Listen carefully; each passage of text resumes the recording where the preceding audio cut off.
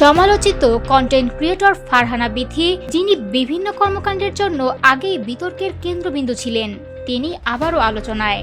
এবার তার নেওয়া একটি সিদ্ধান্তকে ঘিরে উঠে এসেছে নতুন প্রশ্ন।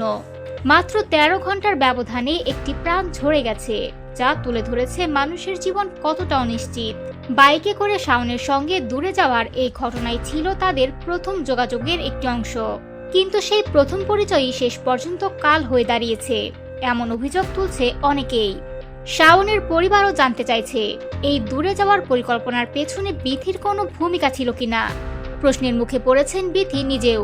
16 নভেম্বর দুপুর 2টার দিকে কক্সবাজারের লোহাগাড়া উপজেলার চুন্তি ইউনিয়নের জাঙ্গালিয়া এলাকায় ঘটে দুর্ঘটনাটি। কক্সবাজার থেকে ফেরার পথে অতিরিক্ত গতিতে মোটর বাইকের নিয়ন্ত্রণ হারায় চালক। মুহূর্তেই বাইক থেকে ছিটকে পড়ে রাস্তার পাশের গাছের সাথে ধাক্কা খান শাওন। ঘটনাস্থলেই প্রাণ হারান 18 বছরের তরুণ শাওন। তরতাজা বয়সে এমন মৃত্যুতে ভেঙে পড়েছে পরিবার।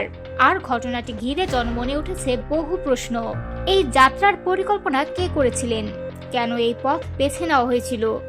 আর কোথায় ছিল তাদের প্রয়োজনীয় সতর্কতা? সব প্রশ্নই এখন তদন্তের অপেক্ষায়।